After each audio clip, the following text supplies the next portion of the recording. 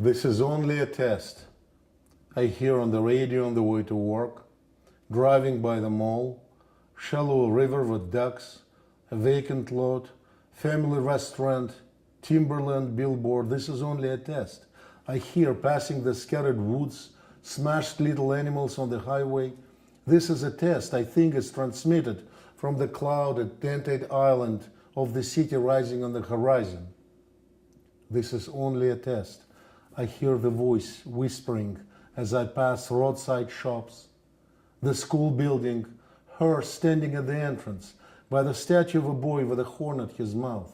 She still has my book. She looks the same as when I left her. This is only a test.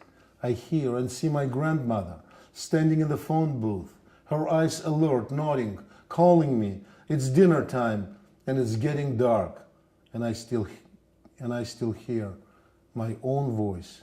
This is a test. This is only a test. Domestic paganism. My daughter is having her Passover at the Hillel. My son enjoys Easter with his girlfriend Megan. They are out on a rampage, egg hunting, and then whipping up a huge egg salad. I answer the phone, curse, sin, and make some money to buy the matzah, eggs, time, life insurance, and to impress someone way back who is not even worth it. And God turned into our cat, lies dormant in the corner, not paying any attention, minding his own business, waiting for the next offering. Return. And then you'll see the same old household, hanging plants, dark bookshelves. The windows still have open stream of autumn air suspended in the room. His pen forgotten on the floor, 3 quiet paintings on the walls, curious, called onlookers. The light fare of common life in this corner of the universe, the dust, its tiny stars dancing in the late light, small insects, cat's world, with its own milestones, with all those corners, smells, and hidden little sinister treasures. The solid pre-war hardwood, the whole cocoon of another futile try. There is no point in looking further. They were just there. He by the fireplace, always struggling with something, this time his pipe, she coming down the stairs with a letter in her light, eternal hand. Kalinin, city of Tver. Dead of winter, crack in the building wall, my boyhood bed open to the winds of Volga. The nanny asleep clutches the Greek legends book. The only reading light is frozen moonlight from the frosted window. She read to me of Scylla and Charybdis, of life, of the grown-ups, before I pretend asleep. Parents are just back from their friends, father talking a bit loud, mother hushing him, don't drink so much next time. Moon getting dimmer.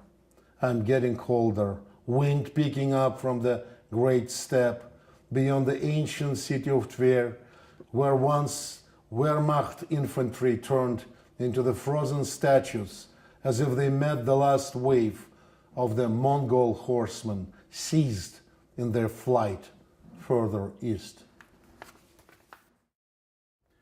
The Holocaust never occurred. It's a matter of perception and logical reasoning, said a young, tall guy, PhD from MIT in artificial intelligence, sitting on the floor with Merlot at a literary party in Cambridge, Massachusetts. A condescending hint was flickering in his brown eyes of the half-blood. And if it did, said, softening the point, his girlfriend, a knockout Harvard law in tight Donna Karan corduroys, it's not virtually irrelevant anymore. The train is gone, so to speak. I got up and left the building so not to smash his precious head with a Walmart folding chair. That night I woke up in my childhood Moscow, January frozen precipice. Through frosted window, a huge poster, people and party are united, held still projector, my grandma behind the wall tossing and turning in her bed sobbing, the usual, remembering her mother and three sisters, their fading smiles on the old photo from a letter. In her nightmare, their last supper of bread and carrot tea, night before their disappearance into historical irrelevance. Lodz, 1943.